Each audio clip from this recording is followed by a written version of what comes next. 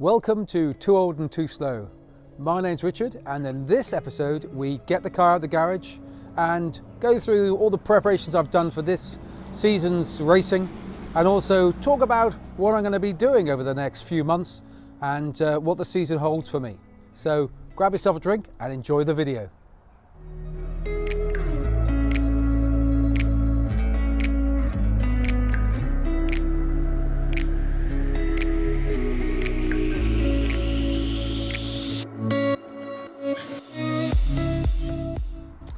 Well, thank you for watching, and I really hope you enjoyed this video, and if you do, please think about subscribing, the little bell, and you know how it works.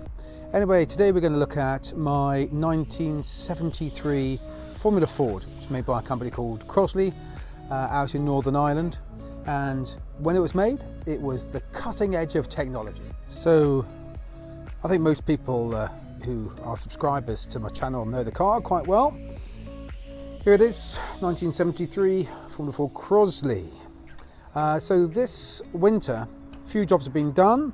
First of all, I needed new belts, so I got a new set of belts because the belts are dated and my old belts ran out of serviceability last year, so they've been replaced. I've moved the steering column towards me by about an inch. You can see where it was before, about there against the firewall, but now it's been moved forward about an inch, and that will hopefully make my driving position a little more comfortable. The steering rack's been sent away to be rebuilt, and that's been reinstalled, and I've just been working on the suspension setup. I've got new springs all around. I'm trying to lower the car slightly at the front and at the back. Done some calculations. Well, I didn't. A teammate of mine, Jordan, did some calculations, and I think I had too much of a stiff spring on the back, so I've reduced these down to 150 pounds per inch and installed the new springs. By chance, Falconer is the spring provider for lots of motorsport applications. Is only about 3 miles away, so I can pop down and get the bits and pieces from them. So with the engine cover off, you can see the standard Formula Ford 1600 Crossflow engine with a Weber carburetor. I'm running Velo stacks on this, and they say they improve throttle response and increase airflow and give a bit of horsepower. In actual fact, I like them so much, I started selling them. One of the challenges I have is the real estate. I've got 2 single garages. One is full of things, and this one is where I keep my car. But I do have this rather cool little lift that is made by a company called AUTech or OTech. And it works hydraulically using this little hydraulic pump here. It gives me just about enough room to work on the car, but it's not ideal.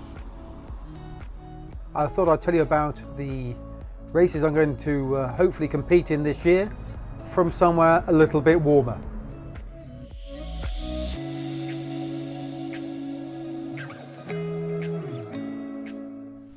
So after quite a long flight, I find myself here in the Caribbean. It's one of the small perks of the job that I get to come to places like this, even in the unusual times we have with lockdown.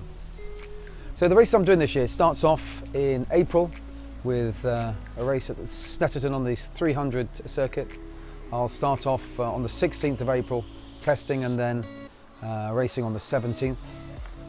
And that's in the Formula Ford. And then May 29th to 30th, Donington in the Marcos. Early June, Cadwell Park in the Crossle. And then a big one, June 24th to 27th, racing at Spa for the 3-hour Spa race in the Marcos. July 11th to 9th, it's Brands Hatch, hopefully racing the Grand Prix circuit and maybe the Indy. 24th of July, Thruxton in the Marcos. And then 25th to 26th of August, that's Alton Park for the Gold Cup. Brilliant race last year, and I imagine it'll be a good race this year as well. September 25th to 26th, up to Anglesey, never raced there before. And then middle of October, finish off my season at Silverstone in the Crossle.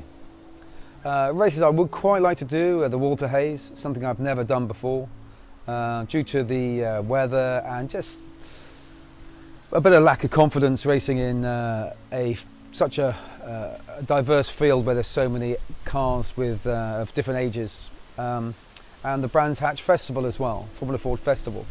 The way things are at the moment with people travelling, I may have to work more towards the latter end of the season because people aren't flying now, and there'll be people who want to go flying towards the end of the year. And I imagine there'll be increased demand and there'll be increased pressure for me to fly a bit more. And you know, I've got to pay the bills and flying pays. So that's the plan. Plans do change. So that's the end of this video. Thank you so much for watching. Please remember to like, share and subscribe to my channel. Any comments, make them down below. I read every one. Please check out my Instagram. I write stuff and I put videos and also photographs from my time traveling around. So keep an eye on that. And finally, thank you so much for watching, and I'll speak to you next time.